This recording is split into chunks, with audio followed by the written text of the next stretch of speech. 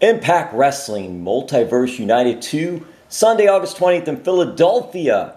Emergence airs live on Sunday, August 27th from Toronto. You got Philadelphia, Toronto. And then Bound for Glory is Saturday, October 21st in Chicago. Great wrestling towns. And we need to talk about great wrestling towns and great wrestlers. Impact Wrestling, long time, outstanding wrestler. I believe 25th year in the industry and still going strong. Frankie Kazarian, what the accolades. Thank you so much for the time. Tell us about Impact Wrestling. Tell us about these cities and just touring and what y'all are doing. Thank you for having me, first of all.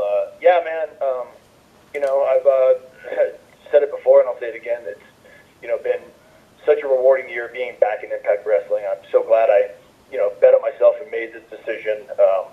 The locker room is great. The talent is incredible. Our pay-per-views especially have been off the charts this year. And yeah, getting to go to, these special towns and special buildings, like when you talk about Multiverse United 2 in Philadelphia at the 2300 Arena, that's, that's sacred ground. Being able to do not only Bound for Glory, but, we did there's going to be a total of 3 events in Chicago this year, which is another, classic, great wrestling town. And Emergence coming to you from Toronto, and the Canadian fans are always so passionate and so appreciative of, it's just been cool. It's been cool, we're going to the UK soon, and we went down under and did some shows in Australia. So I've literally been traveling the globe as a representative of Impact Wrestling, and I'm having the time of my life and enjoying every second of it. Kaz, what it has been like for you, because you've been with Impact Wrestling, different incarnations, and now I call it the Scott D'Amore era, but I know it's a collaboration, it's a team effort. But what has it been like now and the talent that's there now? Again, honestly, it's the best locker room I've been in. There's so much collaboration, so much positivity.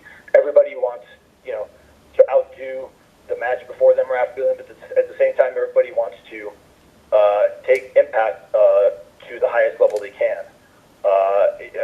Managerial-wise, I've been, in this company for a long time, and at the best of times and at the worst of times. Right now, I think it's firing on all cylinders. Scott and his team are doing an incredible job, and they've really changed,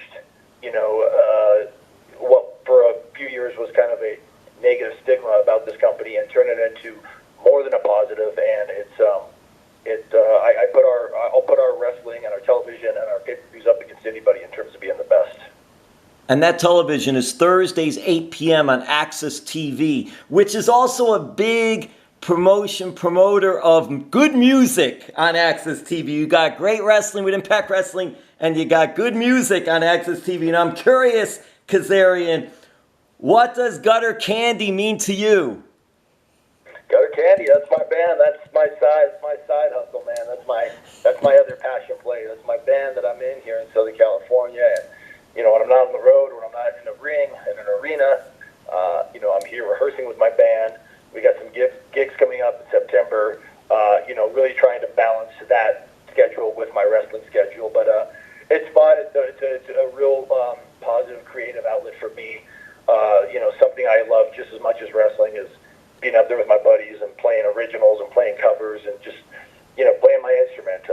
Something I'm very passionate about. And yeah, like you said, AXS TV has, in addition to Impact Wrestling, they have some great music programming, and they show some great old documentaries and concerts. And you keep your eyes on AXS TV in terms of the music stuff for maybe a Frankie Kazarian appearance coming up pretty soon here. Just keep your eyes open. Yes, there it is. There it is. I was going to say no Don Jardine alerts, but maybe we have a Don Jardine alert. That is great.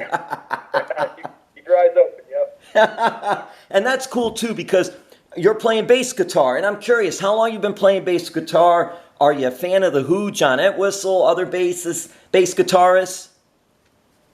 Yeah, so I've been playing the bass guitar basically since I was 18. My grandfather was a musician in Las Vegas and out here in Southern California. And he gave me my first bass guitar, which was a 66 Fender Mustang, which I still have. And I self-taught and learned how to play it.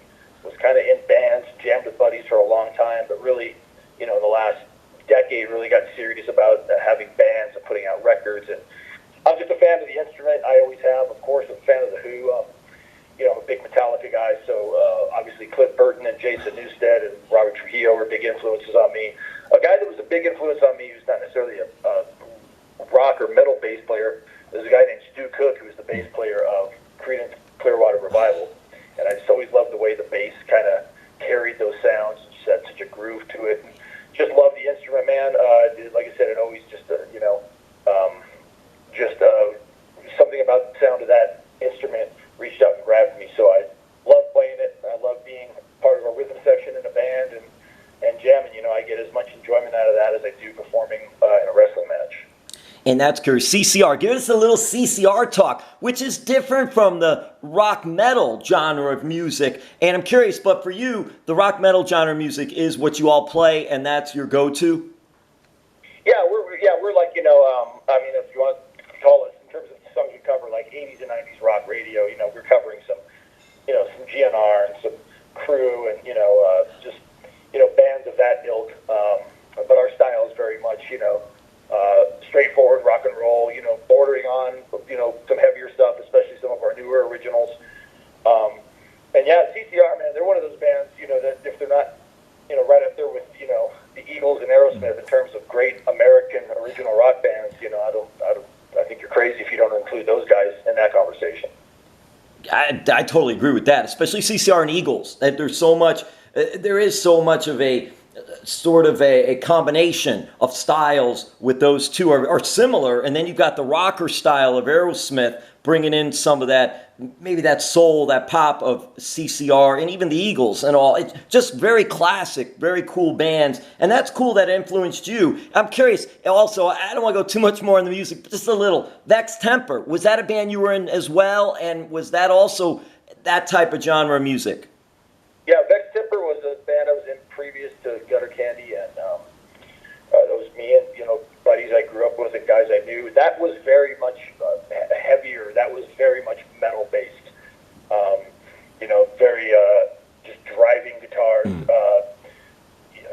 Somebody would call it kind of like stoner metal, kind of sludgy and just real heavy and kind of growly. Gutter Candy is much more rhythmic and much more, poppy and something you could kind of bounce to a little bit more.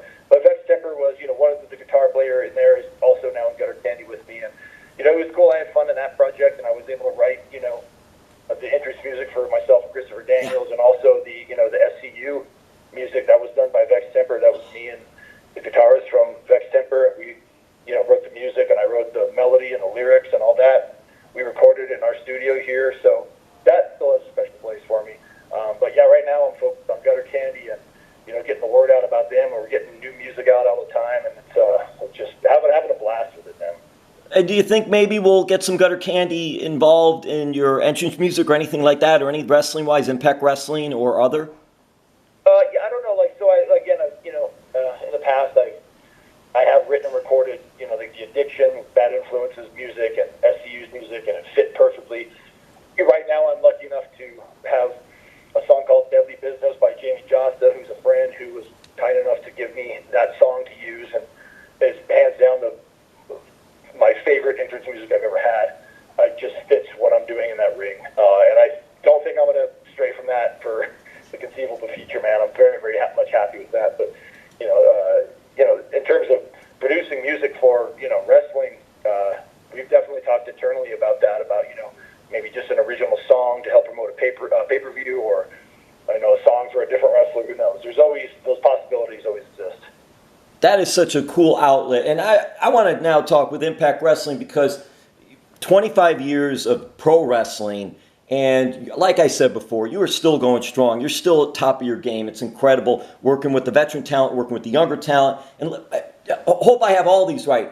TNA Impact X Division Champion 5 times, TNA World Tag Team Champion 3 times, Fight for the Right Tournament, TNA World Cup of Wrestling, X Division King of the Mountain. You've Match of the Year with you and your partner, Christopher Daniels, and you've had other matches of the year, Memorable Moment of the Year, First Ultimate X match, on and on and on. Kazarian, what do you attribute the success to and the longevity to? Being smart about what I do in and out of the ring, being, working a style that I could do for a long time.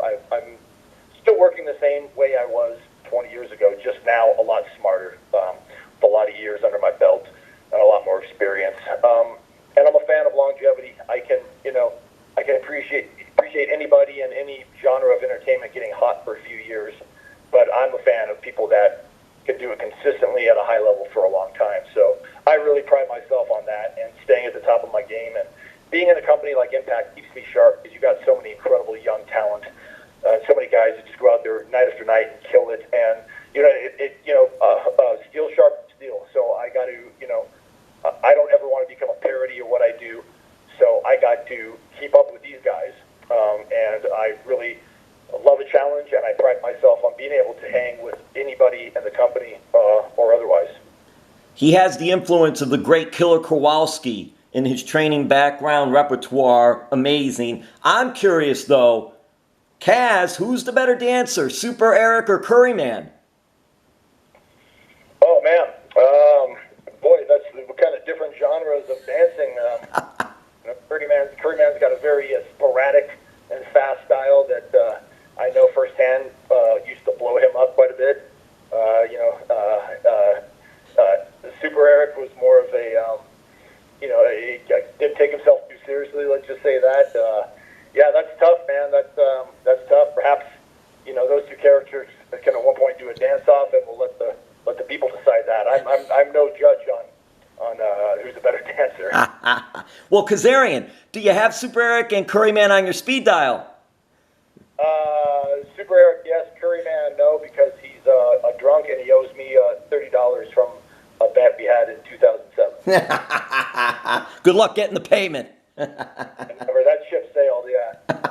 All right, so Liv, it's so cool. Impact Wrestling, it's so Alex Shelley, champion, unbelievable. Josh Alexander was champion. Steve Macklin, champion. Guys are getting opportunities with Impact Wrestling. And I'm curious, as someone who has success on singles and success, obviously, in tag team wrestling, what are your thoughts of someone like Alex Shelley, who is a good singles wrestler, of course, now he's a singles champion, the Impact Wrestling champion, who was a tag team specialist, if I could use that term? I'm so proud of that guy. I've known Alex Shelley for, since he was 20 years old, since he was, just kind of starting out. And, we've been through a lot together. And, over the years, when you know somebody that well, you become close. So for him to get that opportunity and for him to, now run with it, I think he's doing an incredible job representing Impact Wrestling as our world champion. I'm so happy for him, man, because I know, I know he appreciates it. That guy loves this business. He eats and breathes and sleeps pro wrestling, and he's constantly working on his technique and sharing that technique with young men and women before every show. And it just, that's one of those kind of, sometimes when wrestling gets it right, they really get it right. And Alex Shelley being put in this position and earning the right to be Impact Champion is just, I always say it warms my black heart. I'm so proud of him, so happy for him, and just, it's good to see good things happen to good people sometimes. What do you want right now? What are some of your goals at this point in your career? Look, I've made no bones about it. Coming back to Impact Wrestling, the one thing that's eluded me is a major world title. I've been fortunate enough to have a lot of titles in every company I've been in, be it Impact Wrestling, Ring of Honor, AEW. I've been a champion in every company. If you want to talk outside about that, PWG, I was their first world champion, but I've never had that major company world title. And, I'm here for that. I want to help Impact in every way I can. I want to elevate this company. I want to help the young men and women in the company, but at the same time, I still have goals, and one of those goals is being Impact Wrestling World Champion, and I'm not taking my eyes off that prize. And when that happens, and you do become Impact World Wrestling Champion, are you going to be celebrating with that victory cigar, that American Rebel Cigar? Hey, man, I'm celebrating with an American Rebel Cigar, even if I'm not winning time. Celebrating with a couple of those every week, especially now in the summer out here in Southern California. The weather's beautiful. We still got a couple good months of outdoor smoking weather. So, yeah, man, I don't need a reason to fire one of those up, but I will put one aside for that occasion when that does happen. All right, we're going to wrap this up. And on that point, Frankie Kazarian, didn't know if you knew that the premier doctor of Impact Wrestling, Dr. Ross, had just celebrated her birthday. I'm thinking what better birthday present than a box of American Rebel cigars. Yeah, I texted Dr. Ross on his birthday and told him happy birthday, and that he's one of the biggest heels in the business, and he agreed. And if I could get Dr. Ross to fire up a cigar with me, I definitely would. But I guess it's a conversation we're going to have off air. He's a good doctor, and I know his health takes precedence, and he's a former marathon runner or whatever he used to do. So yeah, maybe if I could persuade him and be a bad influence on him, to use a pun, yeah, I'll definitely fire up a cigar with Dr. Ross.